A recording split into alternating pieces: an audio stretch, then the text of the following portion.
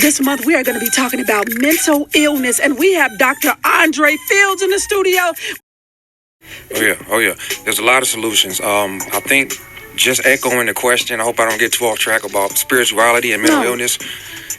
One of the factors or things to consider is that if it was all spiritual, then medication wouldn't help.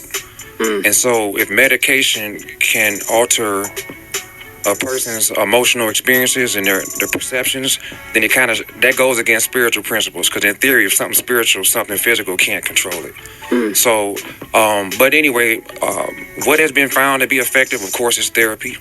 And the problem with that is the Black community has a high stigma against therapy and counseling, and we just really don't access it enough. We prefer to access our family and friends, and they're not trained, they're not licensed, and they can't necessarily provide a structured approach necessary, to correct distorted thoughts and uncomfortable emotions. What do you think would be some good ways to kind of bridge that gap, whether the health community can come alongside the church to kind of bridge that gap? Well, I think it's just all messaging. When something has a stigma, it's because a message has been attached to it.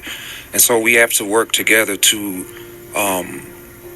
create a new narrative as it relates to mental illness and how mental illness impacts the Black community.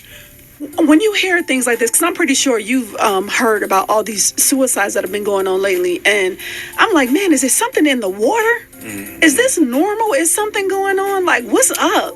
Well, yeah, there has been a spike nationally with suicide across all age groups and races.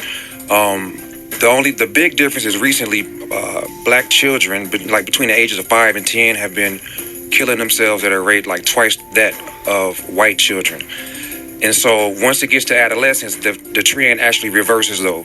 White teens kill themselves twice as much as Black teens. So, wow. Yeah, but the only big difference is that age group. That's the only group where Blacks lead in suicide. Oh, terrible. How much does social media play a part in that? A lot.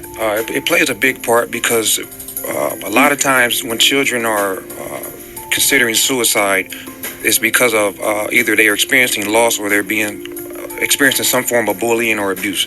And so with social media, it's like you can't escape abuse as easy as or bullying as much as you used to could be able to. So meaning I could bully somebody all the way across the globe, right? Not ever see them or touch them, and it's just harder to escape. What would you say is an appropriate age for kids to even begin to even get on social media? Well, I think it depends on the maturity of the child, as well as the ability of the parent to monitor what they're watching. So I won't say a certain age. I don't know the research on that. But yes, so I do believe that the symptoms of mental illness can be spiritually driven, just like it can also be socially driven as well as genetically driven. If you think about it, angels are considered messengers, right? Yes. And so a lot of times, as growing up as children, as adults, society can send us messages that causes us to become depressed or anxious.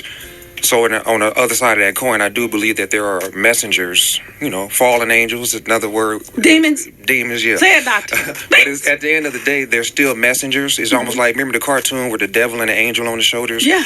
I do believe in the aspect of the human experience. That's something, because I remember La Chantel, who is the president of Revive, came in last month, and she was talking about her attempt at suicide, and she said she literally heard Satan on one shoulder and God on the other shoulder, and Satan's telling her, do it, you're worthless, do it.